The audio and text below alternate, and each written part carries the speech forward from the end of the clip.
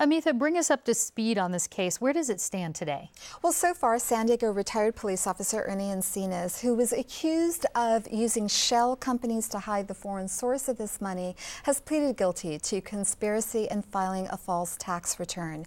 Car dealership co-owner Mark Chase has also pleaded guilty. He has admitted to serving as a straw donor for Azano by laundering money from Azano through various committees to Bob Filner and District Attorney Bonnie Dumanis in their mayoral bids 2 years ago. Now, in addition to that, the San Diego Ethics Commission has fined Mr. Chase as well as several of his employees for violating campaign rules. Would you say that these men, are they cooperating with prosecutors? Well, there's a lot of speculation about whether retired police officer Encinas is cooperating with prosecutors. He pleaded guilty early on.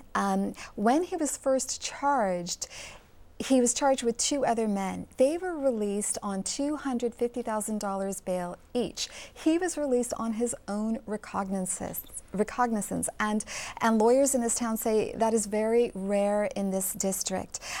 He also waived his right to require the prosecution to present their case to a grand jury.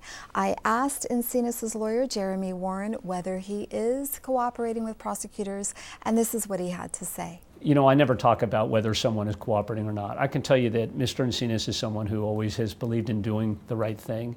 And as the case develops against defendants who are still in the case, time will tell whether they work out a deal or go to trial. And what's the government's strategy so far?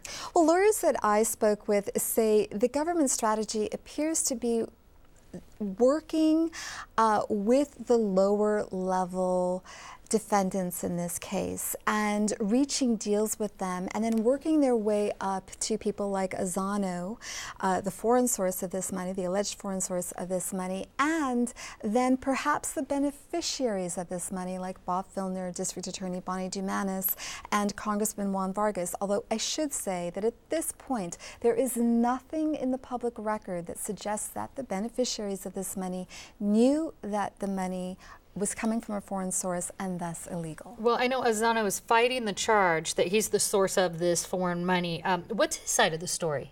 Well, he filed papers in court last week outlining his side of the story for the first time. And basically what he says is that Sempra Energy is behind this case, the government's case against him. He says that, look, I was bankrolling a landowner who was in a property dispute with Sempra in Mexico. As part of Sempra's vendetta against me for providing support to the other side, they used their clout in this country to get this case filed against me. He said that lawyers from Sempra met with the U.S. Attorney's Office back in 2011, and soon afterward, the U.S. Attorney's Office opened an investigation into Azano. Do you think that this case, I know it's early on, do you think it'll actually go to trial? Well, the majority of white-collar criminal cases actually end up in a plea, Peggy. But there are signs that this case may actually go to trial because Azano is known as a fighter. He's got deep pockets. He's got the resources to hire some of the best lawyers, and he has hired some of the best lawyers in the country. Despite that, I spoke with former federal prosecutor Jason Forge, and here's what he said about whether this case will go to trial. In light of the fact that it certainly appears that the government already has 2 key cooperators, not to mention recorded conversations, I think it's highly unlikely this case goes to trial. Well, Amitha Sharma, I'm sure you'll be following this closely, and we'll be looking forward to the updates. Thanks so much for joining us. Thank you, Peggy.